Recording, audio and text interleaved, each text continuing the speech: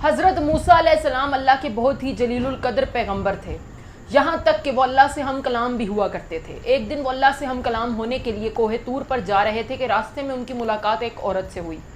वो औरत बहुत ही रो रही थी। उसने हज़रत मूसा अलैहिस्सलाम से कहा कि वो बे औलाद है। उसने कहा कि हज़रत मूसा उसे अल्लाह से पूछ कर बताएं कि उसकी किस्मत में औलाद है भी या नहीं। इस पर हज़रत मूसा जब कोहे तूर पर गए तो उन्होंने अल्लाह ताला से उस औरत के मुतल्लिक पूछा। इस पर अल्लाह ताला ने हज़रत मूसा अलैहिस्सलाम को बताया कि उस औरत की किस्मत में कोई औलाद नहीं है। वापस आकर हज़रत मूसा अलैहिस्सलाम ने उस औरत को अल्लाह की कही हुई बात बताई। इस पर वो औरत बहुत रोई, बहुत तड़पी, मगर कुछ नहीं कर सकती थी। एक दिन उस औरत के घर पर आकर एक फ़कीर ने सदा लगाई कि मैं भूखा हूँ, मुझे रोटी दो। इस पर वो औरत जब दरवाजे पर आई तो फ़कीर ने उस औरत से कहा कि तुम जितनी रोटियाँ मुझे पका कर दोगी अल्लाह तुम्हें उतने ही बेटे देगा। उस औरत ने उस फ़कीर को 4 रोटियाँ पका कर दी और अल्लाह के फजल से उस औरत के घर 4 बेटे पैदा हुए।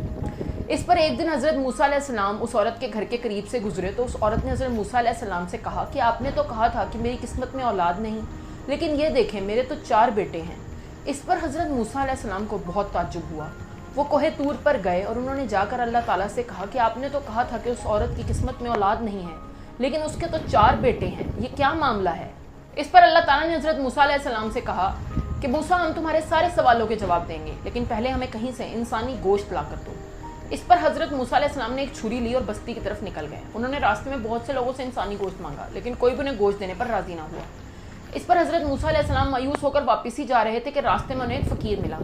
उस फ़कीर ने हज़रत मूसा अलैहिस्सलाम से कहा क्या बात है, आप इतने परेशान क्यों लग रहे हैं। इस पर हज़रत मूसा अलैहिस्सलाम ने फ़कीर को जवाब दिया कि अल्लाह ताला ने मुझसे इंसानी गोश्त मांगा है, लेकिन यहाँ कोई भी मुझे इंसानी गोश्त देने पर राज़ी नहीं। इस पर उस फ़कीर ने हज़रत मूसा से कहा कि क्या अल्लाह ताला ने आपको बताया है कि उसे इंसान के जिस्म के किस हिस्से का गोश्त चाहिए।